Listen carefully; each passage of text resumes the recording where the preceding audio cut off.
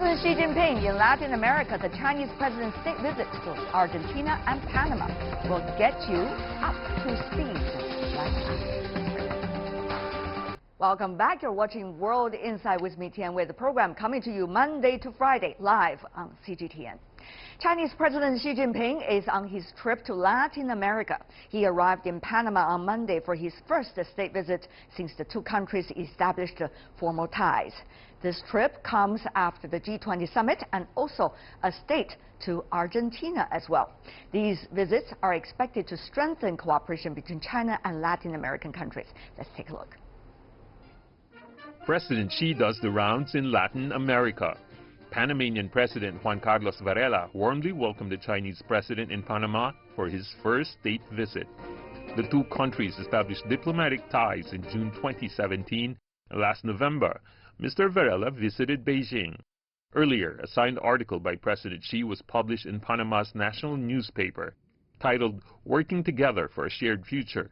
President Xi hailed Panama's participation in the Belt and Road Initiative and said that they should work toward multilateralism. Last Sunday in Buenos Aires, President Xi and his Argentinian counterpart Mauricio Macri witnessed the signing of more than 30 agreements which covered trade and investments. We have agreed to a plan with a broader vision, a project of cooperation between China and Argentina that opens a new era in the strategic and integrated relationship between the two countries. The more China develops and the better China is, the better it will be for Argentina and Argentines, and also for the region and the world. China is Argentina's second largest trade partner after Brazil and the main importer of Argentinian agricultural commodities, the backbone of its economy. Mr. Xi came amid the ongoing economic turbulence in Argentina. China has offered a $9 billion currency swap deal. The two parties agreed to exchange a certain amount of foreign currencies at a predetermined rate to minimize the impact of fluctuations. In recent years, economic and trade cooperation between China and Latin America has been expanding extensively. According to the Chinese Ministry of Commerce, China has become the second largest trading partner of Latin America, while Latin America is ranked second for Chinese overseas investments. In 2017, the trade volume between the two sides was nearly $258 billion, up 18.8% year-on-year. And there's still room for both sides to cooperate.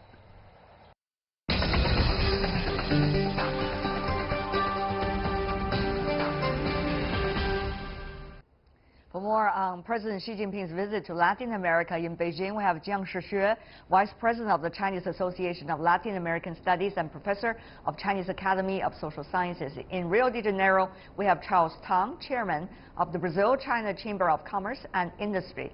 In Buenos Aires, we have Bruno Binetti, who is a research fellow with the Inter-American Dialogue.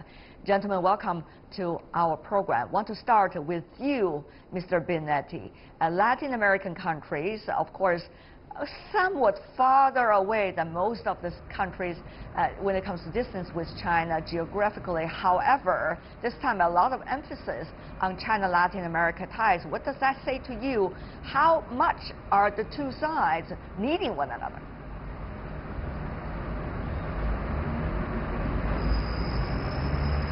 Well, yeah, definitely the rise of China as a main economic and diplomatic partner of Latin America has been one of the most substantial transformations in this century for Latin American countries.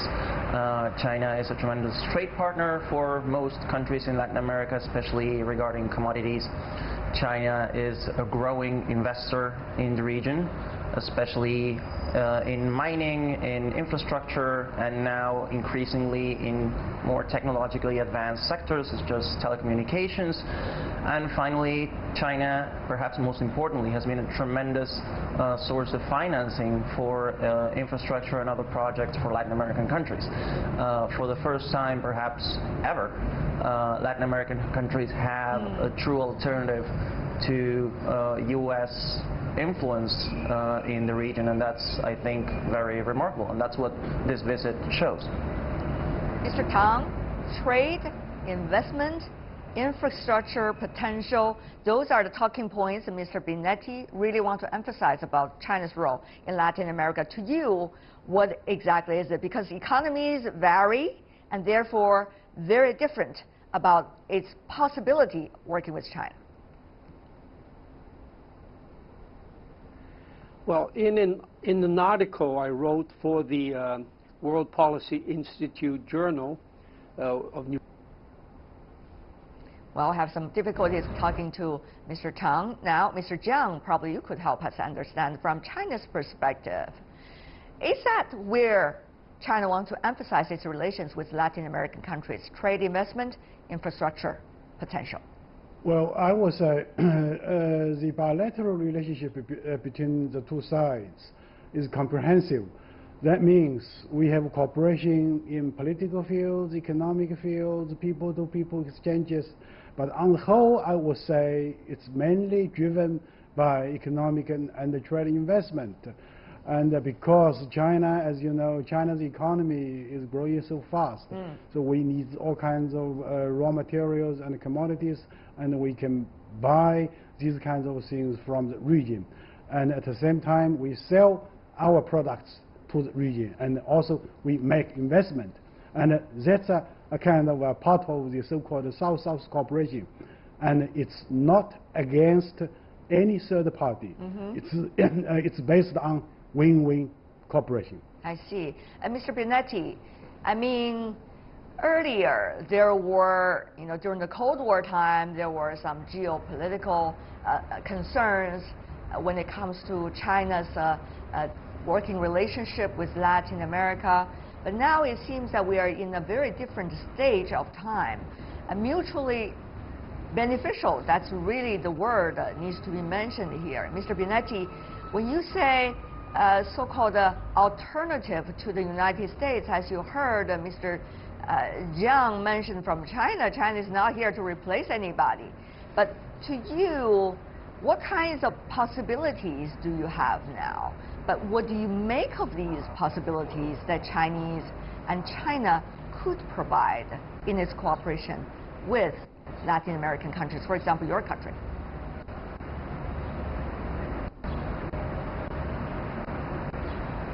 Yeah, that's right. Both Argentina and China, I think, have emphasized that this partnership, which started in 2004, is not meant to replace the United States or any other outside power. However, we have been seeing signs from Washington that the U.S. is increasingly nervous about Chinese presence in Latin America in general.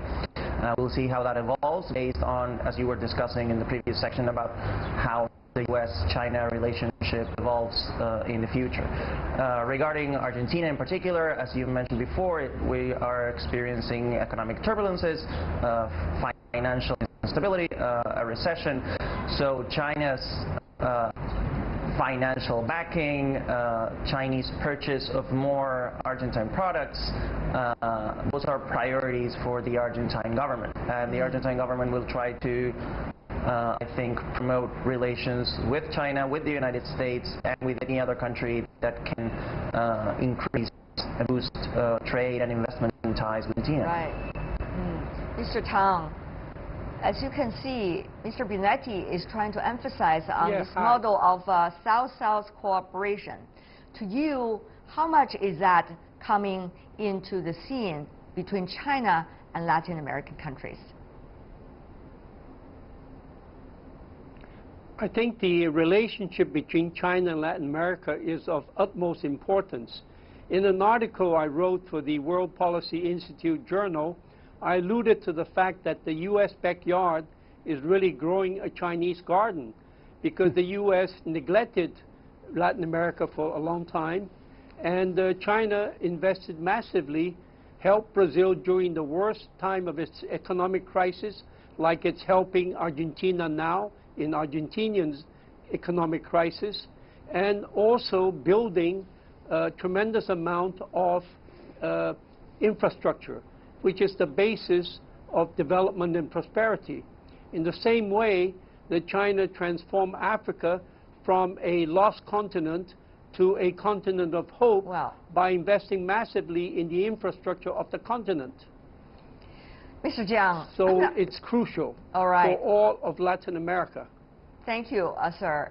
But Mr. Jiang, when I was listening to Mr. Tang, I'm not sure whether China alone will be able to transform the continent of Africa from one thing into totally a different thing. But rather, this is a mutually beneficial relationship, if I understand right. Therefore, Mr. Jiang, the question is, whether China like it or not, whether China believes it or not, others going to shape it as if it is China vis-a-vis the United States in competition or in cooperation, in whichever issues from now on, it seems.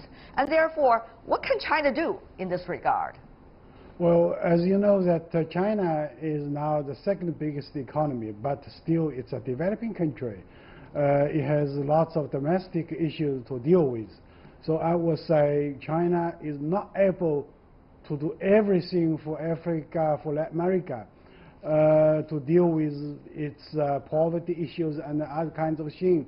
But China can offer a helping hand. And as Charles Tang mentioned, let's say, suppose the region can be China's garden, then this kind of garden can benefit the U.S. That kind of garden will follow beautiful flowers that will reduce illegal drug trafficking. Then it will reduce illegal migration. So that's in the interests of the U.S. I do like the garden. I like that analogy rather. Mr. Binetti, can 100 flowers blossom in that garden at the same time?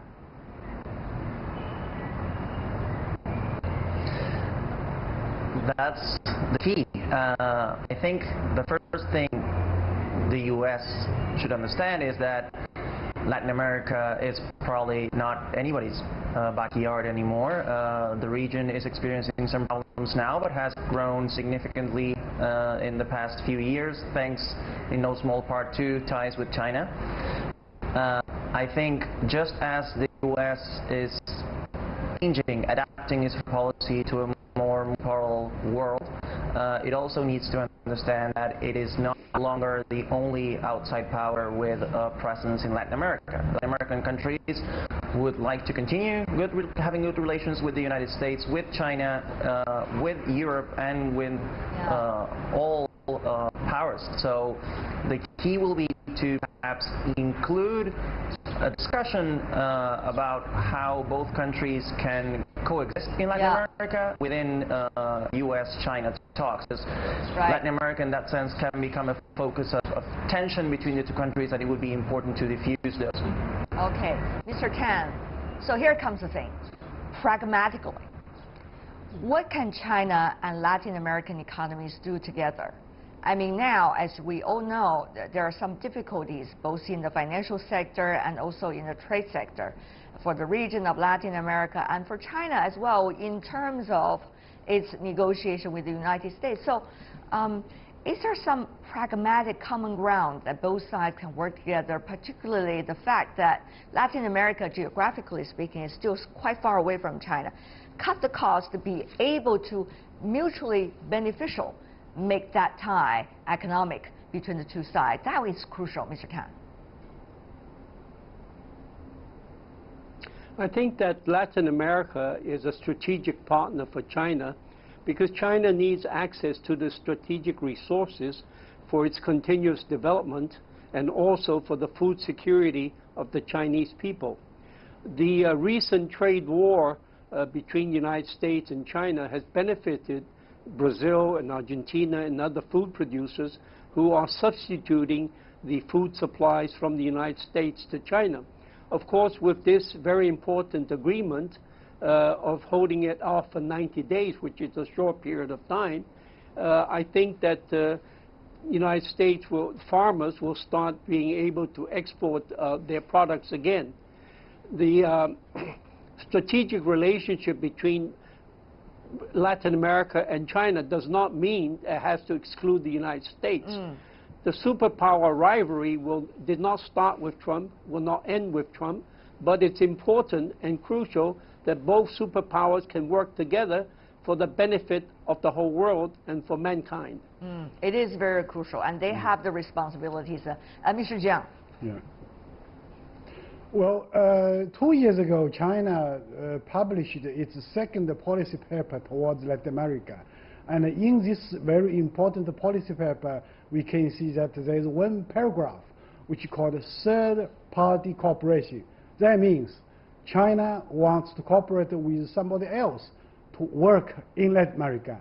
And the third party can be the US, can be Japan, can be Europe. So now we are talking about China, US, Latin America. So I would say let's have a triangulation, US, Latin America, and China.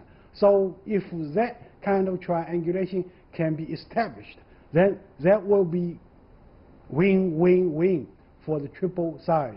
As long as all parties are willing to do that. For now, we are running out of time, but thank you so much, gentlemen, for joining us both in China and from Brazil and Argentina, Jiang Xueshi, as well as our guest from Latin America, Bruno Binetti, Charlestown. Thank you for being with us. And that is all the time we have for today. If you'd like to see more, try to find us World Insight, CGTN into your search engine, or check out our YouTube channel. Follow us on Twitter, Facebook, and Sina Weibo. From Tian Wei and everyone on the World Insight team, thanks for watching. Tune in again next time for insights across China and around the world. Good night.